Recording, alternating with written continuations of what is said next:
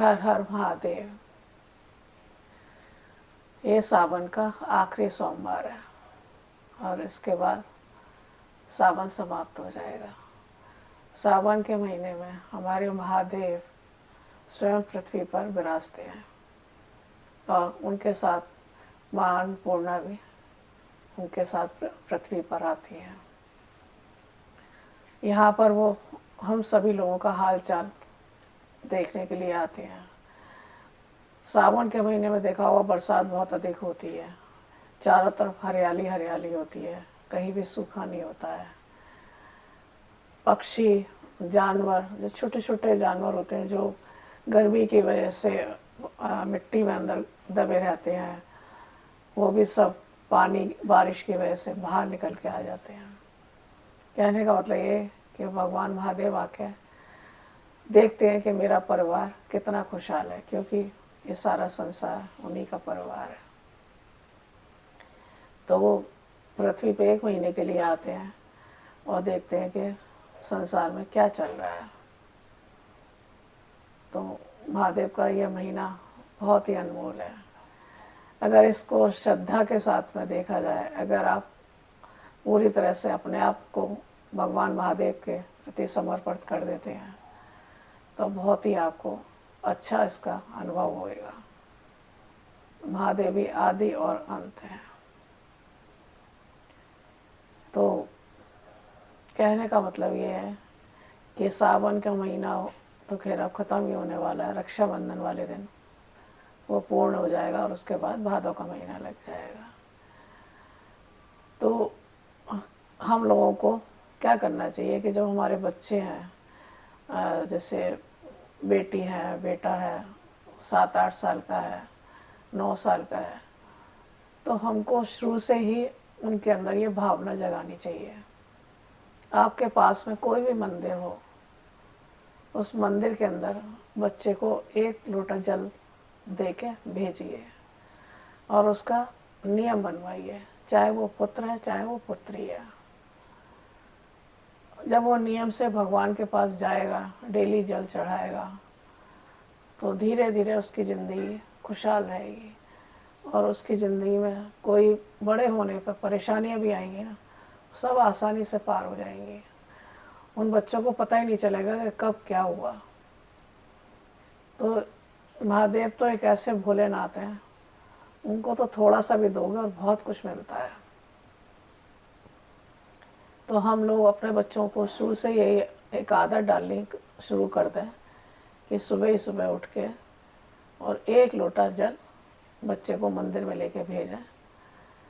कुछ क्या होता है कि जैसे बच्चे हमारे जाएंगे भी, तो हमारे समाज में कुछ ऐसे भी लोग हैं, अगर आपका बच्चा मंदिर रेगुलर जाने लगता है, डेली जाने लगता है, आप उसमें किसी तरह से जोर देकर भेजते हैं, तो अड़ोसी पड़ोसी ज़रूर बोलेंगे, उनको बहुत परेशानी ज़रूर होगी। अरे यार, आपका बच्चा रोज़ मंदिर जाता है, कुछ नहीं होगा तो आपके बच्चे को भी बोलेंगे। इससे बच्चे को भी गुस्सा आएगा और वे सोचेगा कि नहीं, मुझे मंदिर नहीं जाना है। तो ये समाज है, इसमें लोग कुछ ना कुछ बोलेंगे, करेंगे, चलता रहता है। लेकिन आप शुरू से ही भगवान के प्रति बच्चे में ये भावना डालें और उसको डेली मंदिर के लिए भेजें। जल भोलेनाथ पे ही चढ़ता है और किसी भगवान पे जल नहीं चढ़ाया जाता है। आप सिर्फ हाथ जोड़ के प्रणाम कर सकते हैं। तो मेरा यही मानना है कि अगर हम बच्चों में शुरू से ही आदत डालेंगे तो बहुत अच्छा रहेगा आगे के लिए। उससे क्या होगा कि जब हमारा बच्चा बड़ा होगा, चारों तरफ का माहौल देखेगा और कभी उसको कोई परेशानी का सामना करना पड़ेगा तो वो डिप्रेशन का शिकार नहीं होगा। उसका दिमाग इतना खुल चुका होगा कि वो कोई भी गलत कदम नहीं उठाएगा। वो एक बार ज़रूर भगवान के पास जाएगा और प्रार्थना करेगा और अपने आप को उस चीज़ से बाहर निकालने की कोशिश करेगा। उसका कभी भी उसमें दिमाग ये नहीं आएगा कि मैं कोई गलत काम करूं या मैं अपने आप को कोई हानि पहुंचाऊं। उससे बच्चे को एक रास्ता मिल जाता है कि मेरे पास एक विकल्प है, मैं भगवान के पास जाऊं और मुझे वो विकल्प मिल जाएगा। और मुझे लगता है कि शायद भगवान के पास में हर चीज़ का विकल्प है। और वैसे भी 2025 के कुछ ही महीने बचे हैं। आपको पता है ये साल वैसे भी बहुत ज़्यादा खतरनाक है, आने वाला साल उससे भी ज़्यादा खतरनाक है। तो इसमें हम जितना हो सकता है भगवान का चिंतन करें, भगवान का ध्यान करें। कोई ज़रूरी नहीं है कि आप भगवान के आगे ही, अगर आपके पास समय नहीं है तो आप भगवान के आगे ही जाके प्रार्थना करें। आप जहाँ भी बैठे हैं, जिस अवस्था में बैठे हैं, वहाँ भी आप ध्यान कर सकते हैं। वहाँ भी आप ये कल्पना कर सकते हैं कि भगवान जो कुछ भी हो, देखो जो होनी है उसे कोई नहीं टाल सकता। जहाँ पांडवों के साथ में भगवान कृष्ण भी थे, तब भी वो महाभारत को नहीं टाल सके थे। तो होने कोई नहीं टाल सकता, लेकिन उसका असर कम हो जाता है। चीज़ आराम से हो जाएंगी, उसका दुष्परिणाम नहीं होगा। मैंने अभी तक की 60 साल की उम्र में यही अनुभव किया है कि ज़िंदगी में बहुत ज़्यादा उतार चढ़ाव आते हैं, और मेरी ज़िंदगी में तो खासकर बहुत उतार चढ़ाव आए।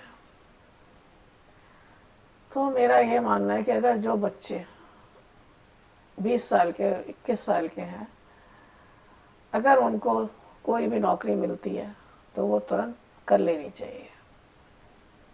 बनस्पत आज के टाइम में बिजनेस की तरफ कम भागे। अगर आपके पास में बिजनेस आपके माता पिता का जमा हुआ है तब तो ठीक है, अगर नहीं जमा हुआ है तो इस खराब साल में ना उलझे कि हम अपना कोई काम खोल लें, अपना कोई काम कर लें, क्योंकि आज के टाइम में बहुत ज़्यादा कंपटीशन हो गया है और कंपटीशन में टिकना बहुत मुश्किल है।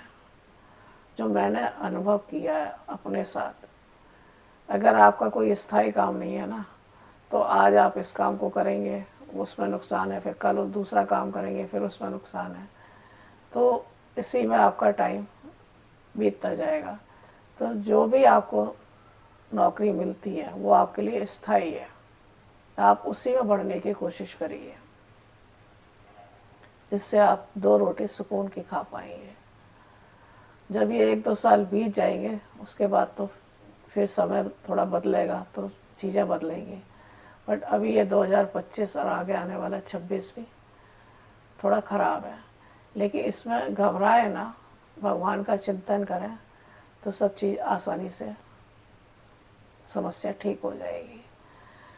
तो मेरा सबसे यही निवेदन है कि जितना हो सकता है इन 5 महीनों में भगवान का ध्यान करने की कोशिश करें, क्योंकि ये समय बिल्कुल भी अच्छा नहीं है।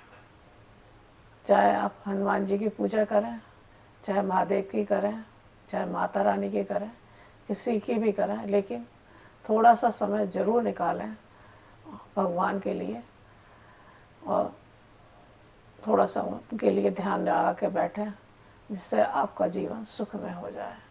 और भोलेनाथ तो रक्षाबंधन वाले दिन यहाँ से कैलाश पर्वत चले जाएंगे और फिर वो वहाँ अपने विराजमान हो जाएंगे। तो अभी कुछ ही समय और है भोलेनाथ का, तो जो भी हो सकता है आपसे भगवान का चिंतन कीजिए, पूजा कीजिए, भक्ति कीजिए। तो मैं यही आपसे कहना चाहती हूँ कि आप ये भावना बच्चों में भी जगाइए, जिससे कि बच्चे बड़े होने पर आप लोगों का भी उतना ही ख्याल रखेंगे। उन्हें शुरू से ही भगवान की पूजा करने की आदत होगी तो वो कभी भी गलत रास्ते पे नहीं जाएंगे और माता पिता का हमेशा आदर करेंगे, सम्मान करेंगे। ये मेरा मानना है कि अगर बच्चों में ऐसी परवरिश की जाएगी तो बच्चे आपके, चाहे बेटी है या बेटा है, अच्छे ही स्वभाव के होंगे और वो अपने माता पिता का सम्मान जरूर करेंगे, चाहे समय कितना भी खराब आ जाए। लेकिन आपकी सीख बच्चे के साथ अच्छी है तो आपका सम्मान जरूर करेंगे। तो आपको ये मेरा वीडियो कैसा लगता है मुझे ज़रूर बताइए, और मेरे चैनल को लाइक, सब्सक्राइब और शेयर कीजिए।